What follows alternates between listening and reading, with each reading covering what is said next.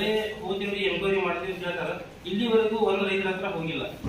ಅವರು ಪ್ರತಿಯೊಂದು ಇದರಲ್ಲಿ ಕೇವಲ ಕೆಲವೊಂದು ರೈತರಲ್ಲ, 100% ಇದೇ ರೀತಿ ಮಾಡ್ತಾ ಬಂದಿದ್ದಾರೆ. ಇವರು ಒಂದು ತಾಲೂಕಿನಲ್ಲಿ ಒಂದು 10 ಜನ ರೈತರ ಬಳಿ ಕೂಡ ಕರೆಕ್ಟ್ ಆಗಿ 10% ದುಡ್ಡು ತಗೊಂಡಿಲ್ಲ. ಪ್ರತಿ ರೈತರು 100% 30% ತಗೊಂಡಿಲ್ಲ. ಒಂದು ಇನ್ನೊಂದು, ಆ ರೈತರಿಗೆ ಒಂದು ಯಾವುದೇ ಒಂದು ಉನ್ನತ ಕಂಪನಿ ಹೆಸರ ಮೇಲೆ ಒಂದು ಏನು ಕಾಂಟ್ರಾಕ್ಟ್ ಇರ್ತಾರೆ ಅವ್ರಿಗೆ ಕೊಟ್ಟಿರ್ತಾರೆ.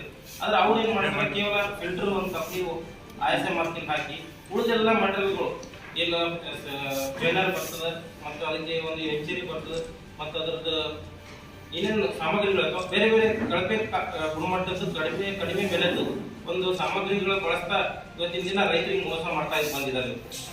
ಅದೇ ರೀತಿ ಸುಮಾರು ಬಾರಿ ಇದು ರೈತರು ಎಷ್ಟೋ ಜನ ದನಿಯರು ಅವ್ರ ಬಗ್ಗೆ ಗಮನ ಹರಿಸ್ತಾ ಇಲ್ಲ.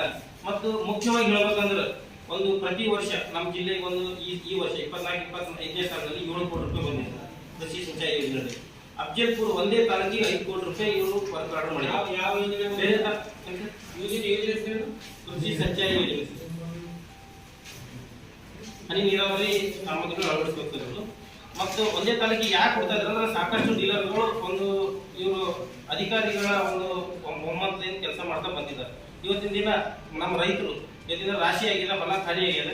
ಅವ್ರ ಹೊಲದಲ್ಲಿ ಇವತ್ತಿನ ದಿನ ಅವರು ಡ್ರಿಪ್ ಅಳವಡಿಸಬೇಕಾದ್ರೆ ಇವತ್ತು ಒಂದೇ ಒಂದು ವರ್ಕ್ ಆರ್ಡರ್ ಕೊಡ್ತಾ ಇಲ್ಲ. ಕೇಳಿದ್ರೆ ಇಲ್ಲ ಅನುದಾನ ಇಲ್ಲ ಅಂತ ಹೇಳ್ತಾರೆ. ಬೇರೆ ತಾಲೂಕಿಗೆ ಬೇಡ, ಅಲ್ಲಿ ಕೊಡ್ಲಿ. ನಮ್ಮ ತಾಲೂಕಿಗೆ ನಮ್ಮ ಜನ ನಮ್ಮ ರೈತರಿಗೆ, ಆದ್ರೆ ಅಲ್ಲಿ ಸಾಕಷ್ಟು ಸುಮಾರು 50% ರೈತರಿಗೆ ನಮ್ಮ ಹೊಲದಲ್ಲಿ ಡ್ರಿಪ್ ಆಗಿದೆ ಅಂತ ಗೊತ್ತೇ ಇಲ್ಲ.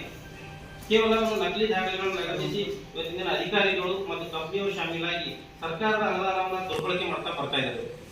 ಇವರು ಸಾಕಷ್ಟು ಬಾರಿ ಕಚೇರಿಗೆ ಹೋದ್ರೆ ನಾವು ವಿಸಿಟ್ ಮಾಡ್ತೀವಿ ಅಂತ ಹೇಳ್ತಾರೆ. ಇವರು ಬಟ್ ಯಾವುದೇ ಒಂದು ರೈತರ ಹತ್ರ ಹೋದಾಗ ಇವ್ರು ದುಡ್ಡು ಎಷ್ಟು ಕಟ್ಟಿದ್ರಿ ಅಂತ ಒಂದೇ ಒಂದು ಅಧಿಕಾರಿ ಕೇಳಂಗಿಲ್ಲ.